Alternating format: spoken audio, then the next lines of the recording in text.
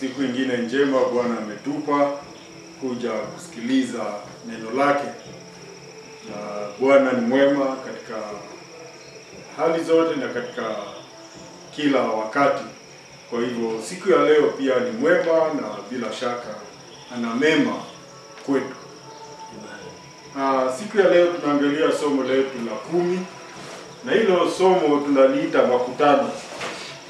Yaani makutano haya ni kama yale makutano utakuta mito miwili ikikutana.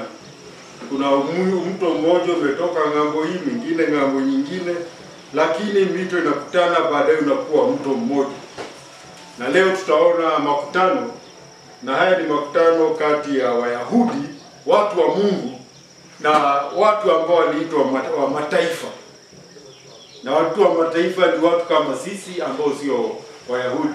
Tunaona wakikutana.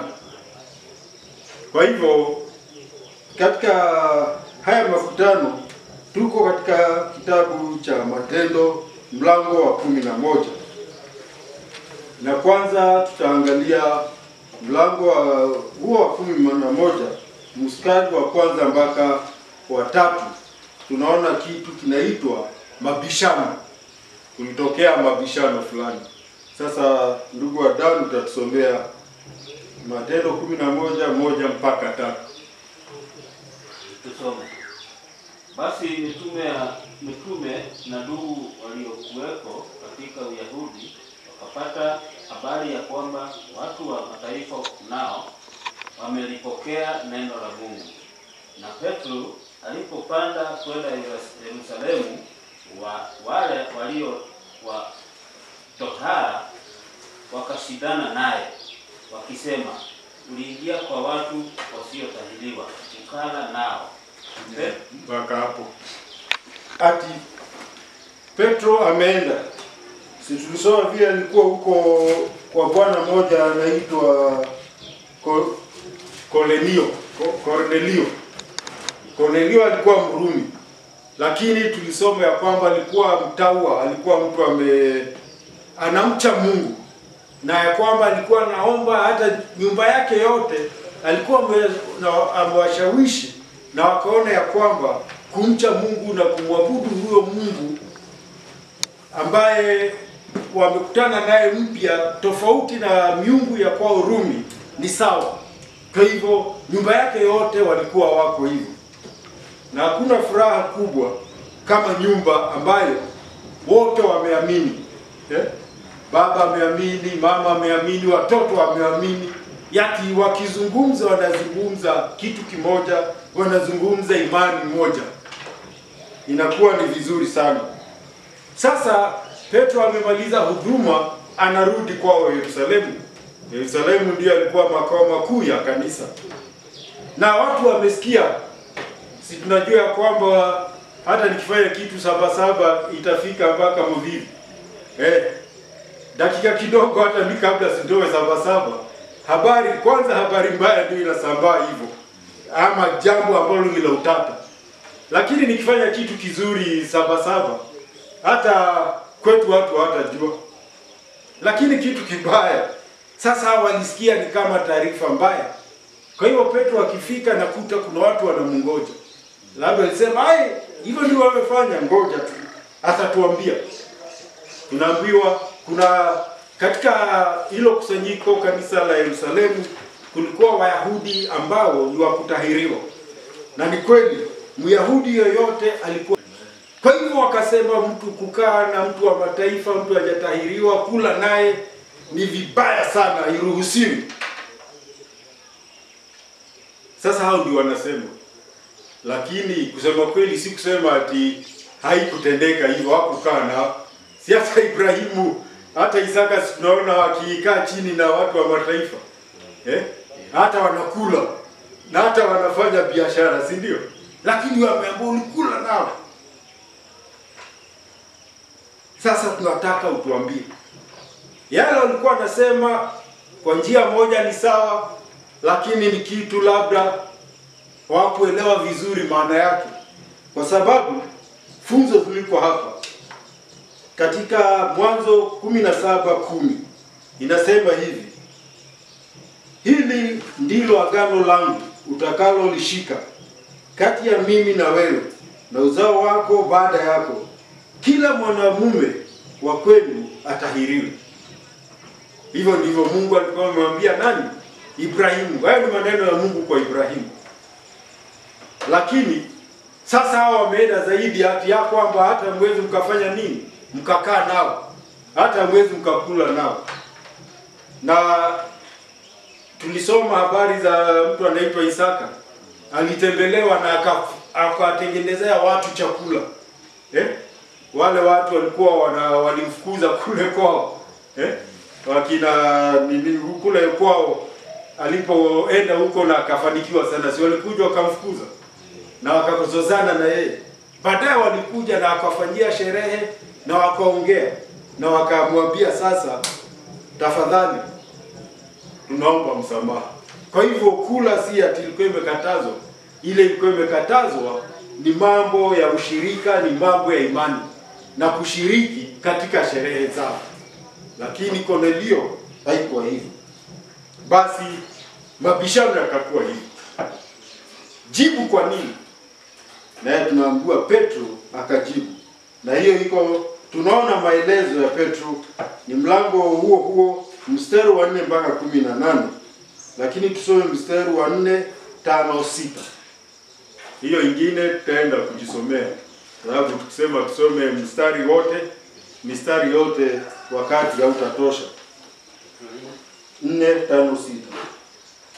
Petro akaanza kueleza kwa taratibu akasema, nalikuwa katika mji wa Yafa, nikaomba, roho yangu ikazimia.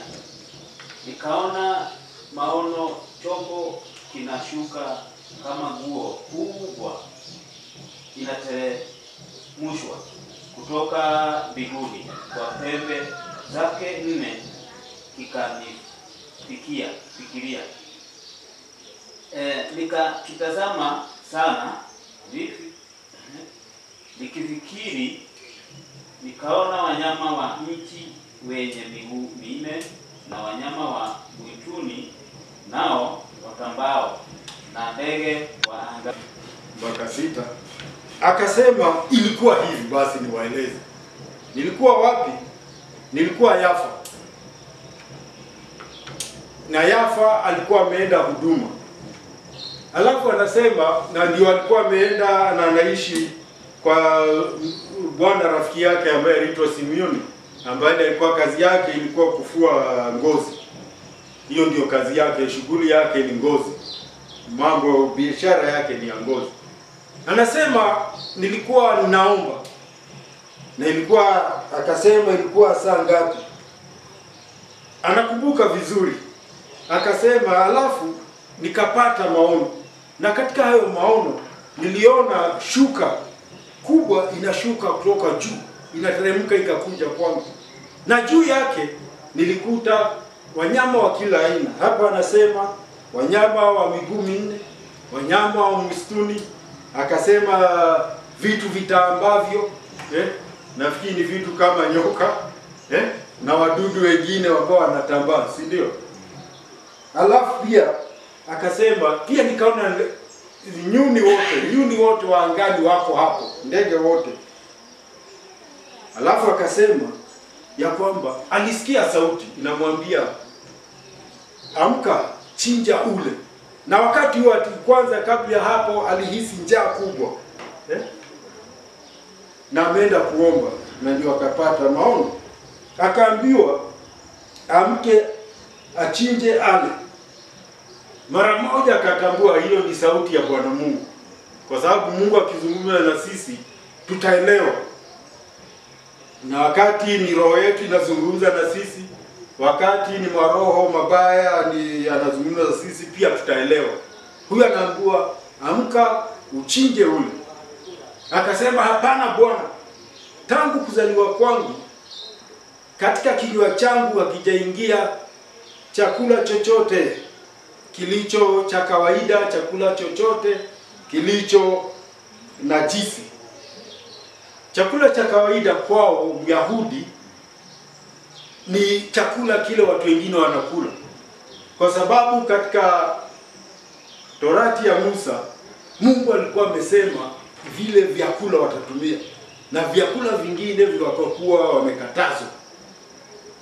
Sasa akasema tangu utoto wangu, tangu kuzaliwa, si utoto, tangu kuzaliwa hakuna kitu kama hicho nimekula. Akasema mara 4 na mara 3 sauti kaniambia, chochote ambacho Mungu ametakasa usikiite cha kawaida ama najisi. Na anasema mara moja watu wakatokea huko, na saa hiyo anaambiwa hivyo, kuna watu mlangoni wanamtafuta na maana nao, na akaenda mpaka huko Kaisaria ambako alikutana na Kornelio, na akaambia Kornelio kitu ambacho nilitambua ni ya kwamba Mungu hana ubaguzi, Mungu hana upendeleo. Kwa hivyo injili hii ni kwa kila mtu. Akaenda nao, na huko amehakikishiwa, kwa sababu sio sauti zote ambazo tunasikia tutafuata. Tunapaswa hizo sauti, tunajipatia muda. Ndio wadada, ukisikia wazo fulani linakuja, lipe muda. Kama si la Mungu, Roho Mtakatifu atakusaidia. Kwa sababu hapa aliambiwa na Roho Mtakatifu, usiogope, andamana na hao watu, enda nao kule. Wameenda, na ndio wakafika mpaka kwa huyo Kornelio, na Kornelio akapewa habari na akaambiwa ya kwamba ndio huyo Mungu ambaye alizungumza alituma malaika, mi pia amenituma kwako. Na ndio sababu sasa nikwambie habari hizi ya kwamba Mungu hana ubaguzi, na yoyote ambaye atafanya mema atakubalika kwake. Na vile malaika alikwambia ni kweli, mimi niko na ufunguo wa uzima wa milele. Na hiyo ni kitu ambacho tunafuata na tunapaswa kushikilia, ya kwamba sisi wajumbe wa Bwana Mungu. Dunia hii hakuna mtu mwingine inangojea isipokuwa sisi, ushuhuda wetu kueleza jinsi ambavyo watapata uzima wa milele. Na nasema akawaambia, nilipokuwa na wahubiria, mara moja wewe fikiri mhubiri hapa anahubiri na Roho Mtakatifu anajaza hao watu wanahubiriwa. Hata hajawaambia waokoke, lakini amewaambia kwamba wokovu uko katika Yesu, kwa sababu Yesu ni amepewa kuwa muamuzi wa walio haki na walio kufa. Akasema mara Roho aliwashukia hao, na aliwashukia kwa njia kubwa wakati mimi nahubiri. Na kutoka hapo basi nikaamuru wabatizwe, kwa sababu wale wamepatwa na Roho Mtakatifu si ni kusema ya kwamba tayari wamepokea Bwana. Yaani walipokea na Mungu akaona wamepokea, na mara moja wakabatizwa. Basi akawaambia walipewa Roho Mtakatifu vile sisi tulipewa hapo mwanzoni. Na hata wale watu, na sikuwa peke yangu, tulikuwa na ndugu ambao waliandamana nami kutoka Yafa. Kwa hivyo waliona na wakaamini. Na tunaambiwa ya kwamba hata wao walikuwa Wayahudi, na walishangaa wakasema, ala, hata watu wa mataifa wamempokea Roho Mtakatifu. Na tunaambiwa basi hivyo ndio nilivyofanya. Na nikajiuliza, ni Petro anasema, mimi ni nani nimpinge Bwana Mungu?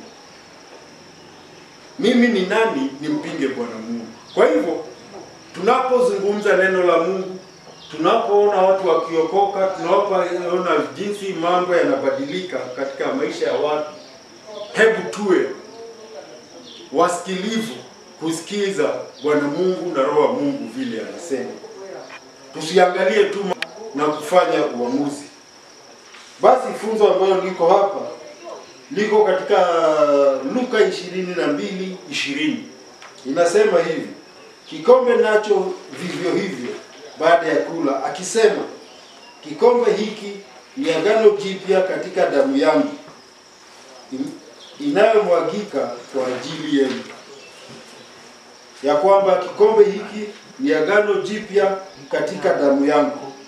Yaani vile ambavyo Petro anazungumza nao na kuambia ni ya kwamba sasa tuko katika kipindi cha agano jipya katika damu ya Yesu Kristo na katika mwili wa Yesu Kristo. Walipokula mkate, aliwaambia, mkate huu ni mwili wangu ambao unatolewa kwa msamaha wa dhambi, ambao unapigwa. Vile alijitoa mwili wake, damu yake ikamwagika, hivyo ndivyo anasema ya kwamba sasa kipindi kipya kimeingia, na ni kipindi ambapo si ile tohara ya Ibrahimu. Agano si hilo, si ile ya Musa, kwa sababu agano ya Musa nayo ndio ilikuwa na vikwazo hivyo vya vyakula na vitu kama hivyo. Hapana, agano ni ya kwamba watu wote mbele za Mungu wamekubalika. Kile muhimu ni kumwamini Yesu Kristo, kama vile walivyoona huko Kaisaria.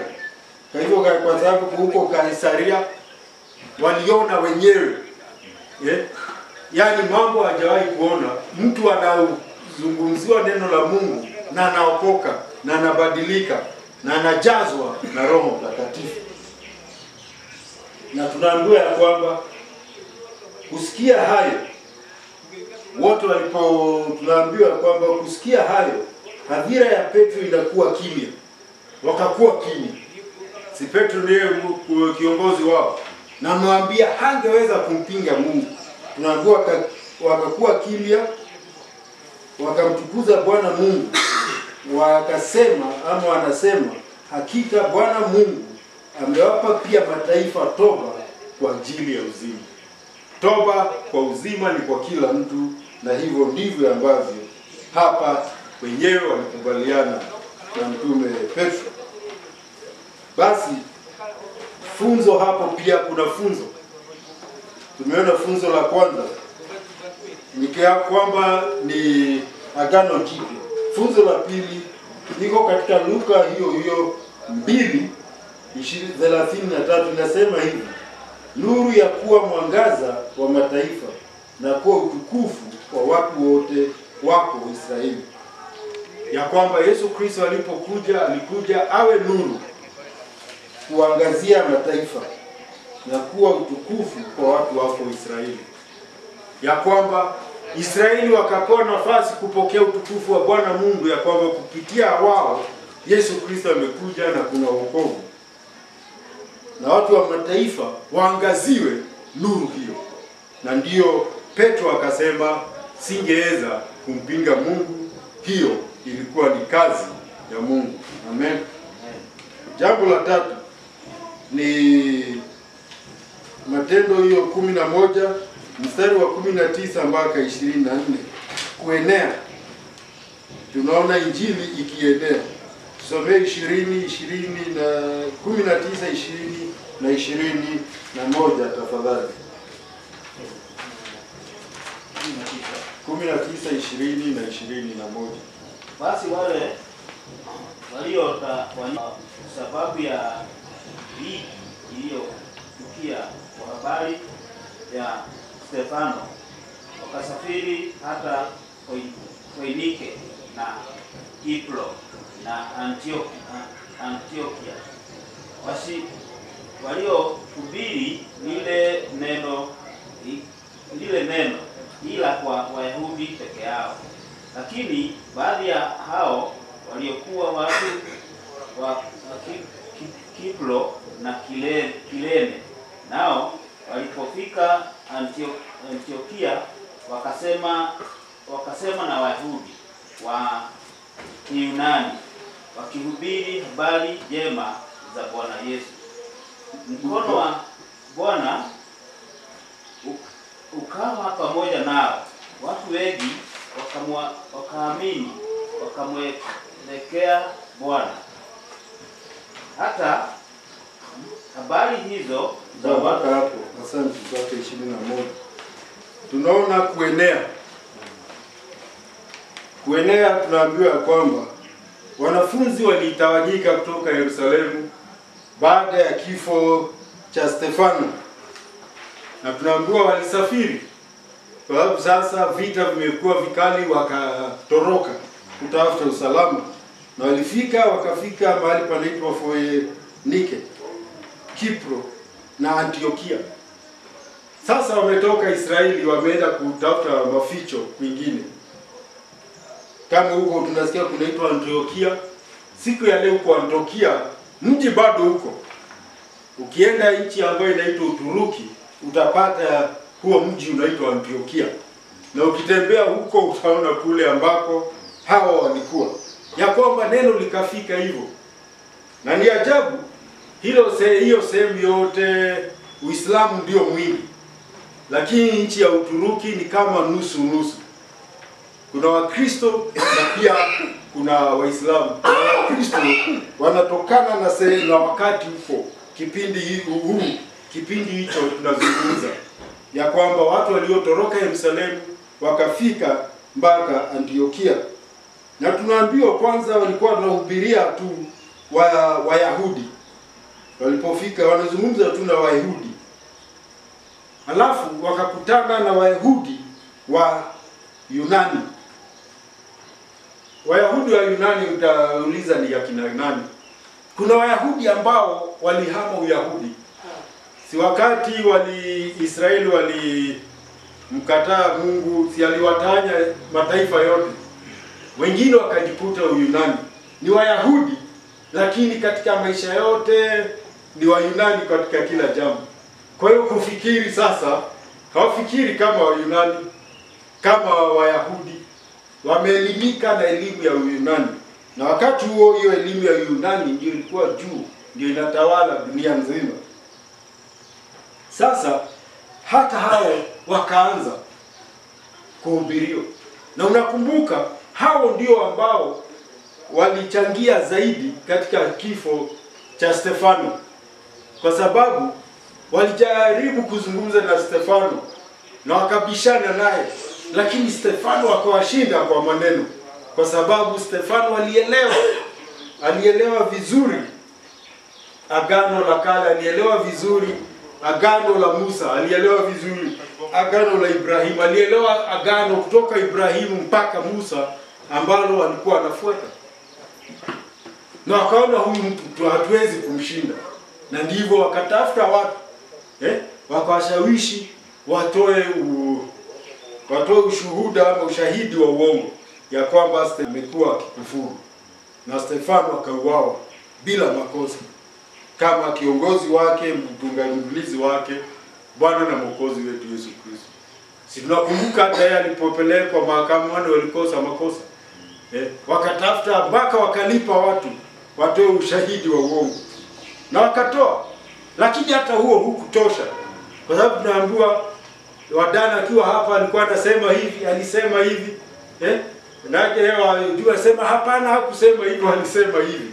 Mpaka akaona hizi ni porojo, ni mambo ya uongo.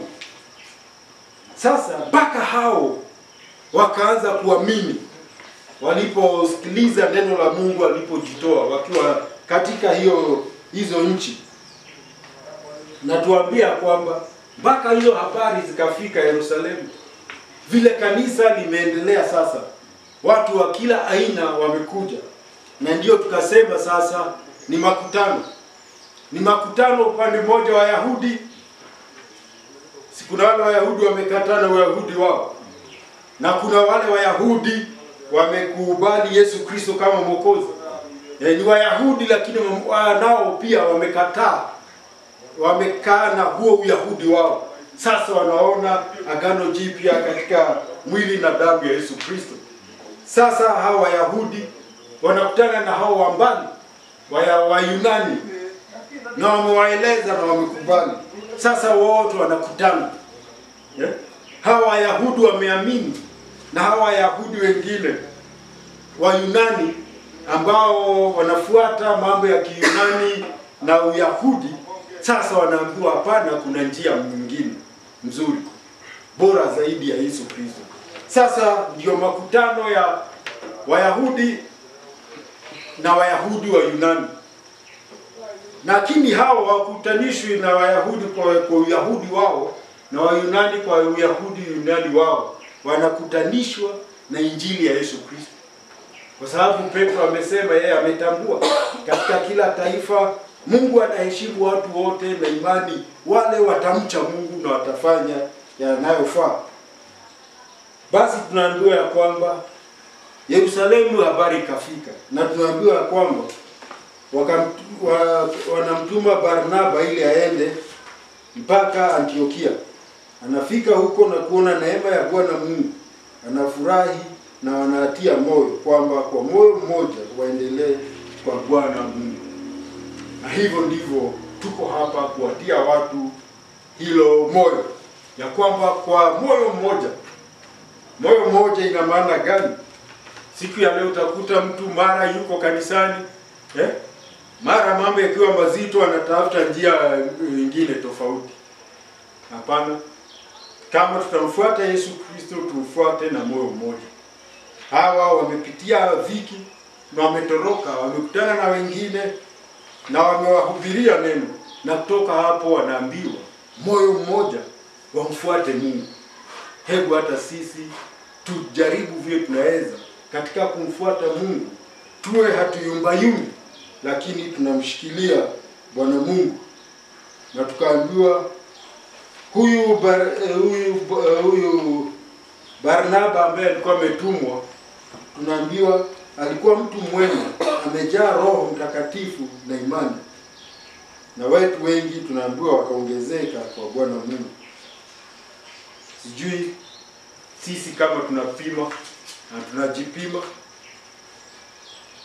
Roho Mtakatifu na imani yetu, kwa sababu Roho Mtakatifu na imani yetu ndizo zitatuongoza.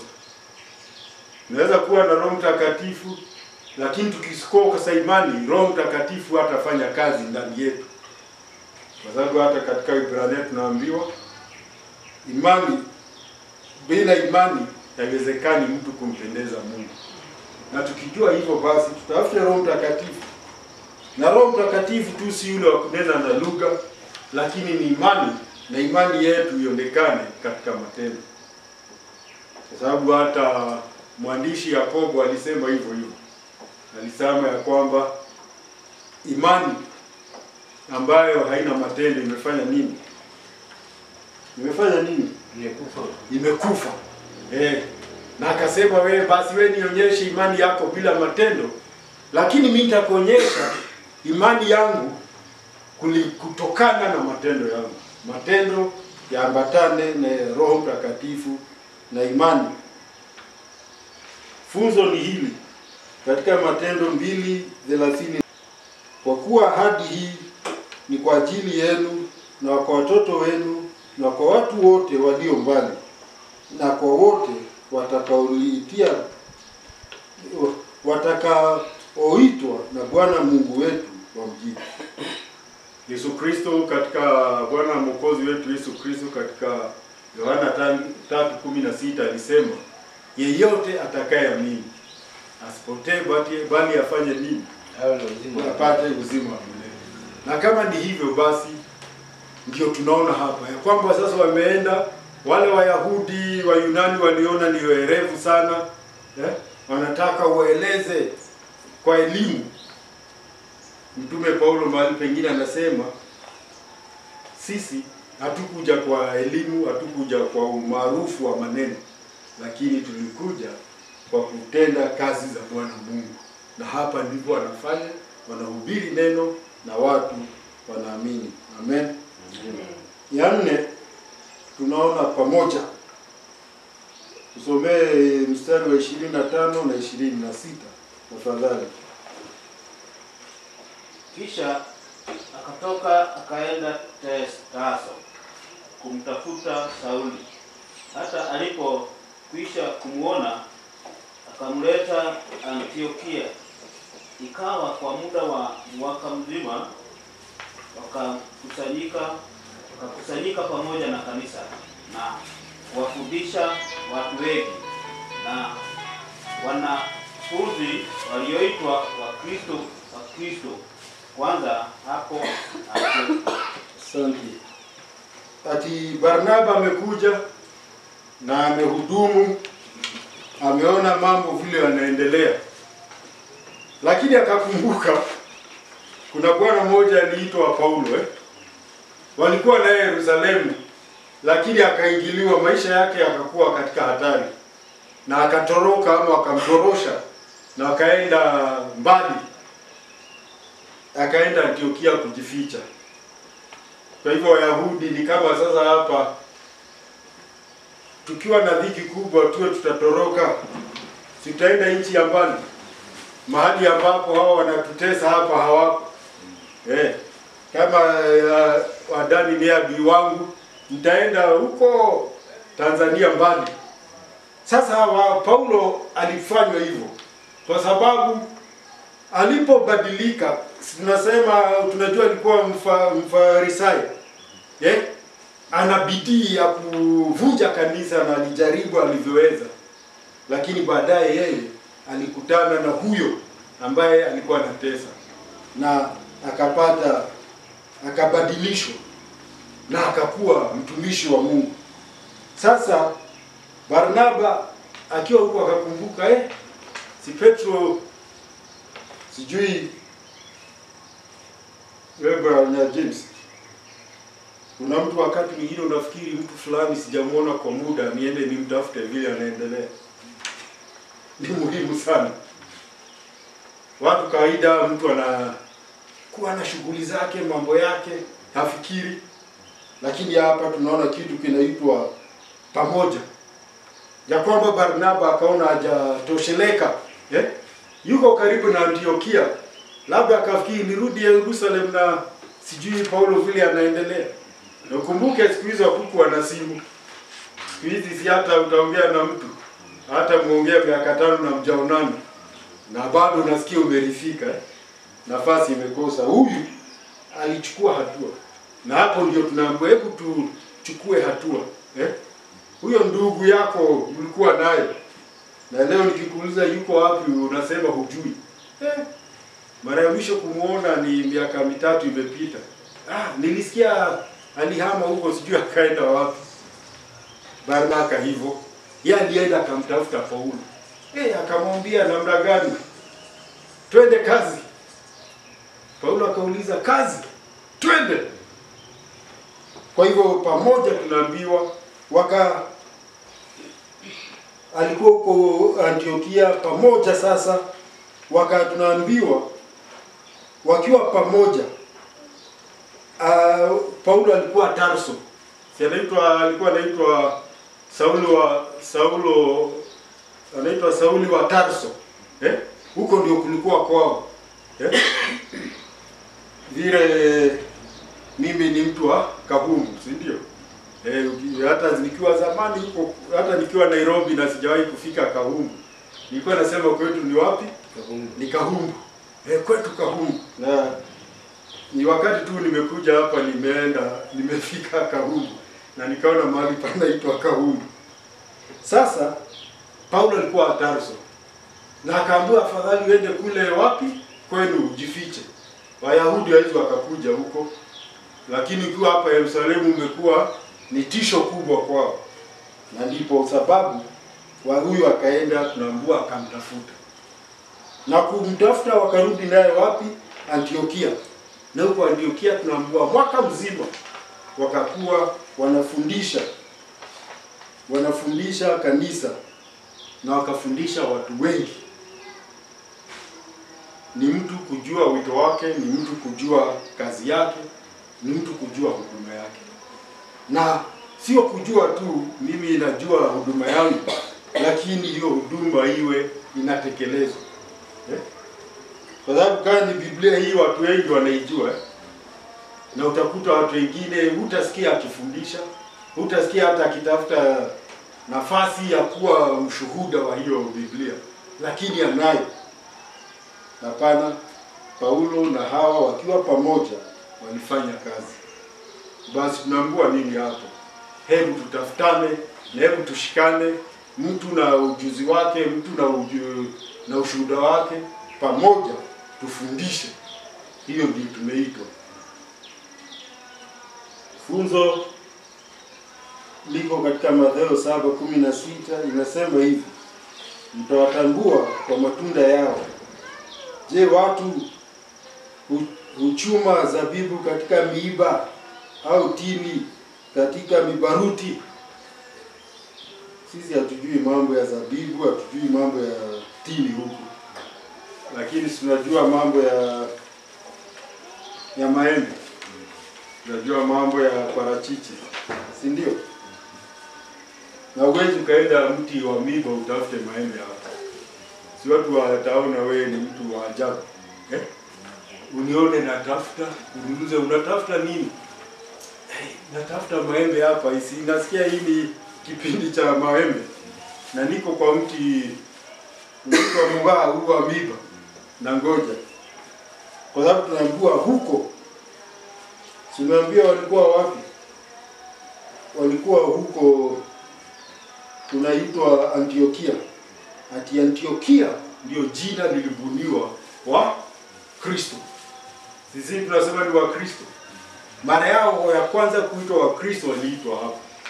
Na bila shaka waliitwa kama hivyo Bwana na Mwokozi wetu Yesu wa Kristo amesema, kwa matunda yao mtawatambua kwa matunda yao.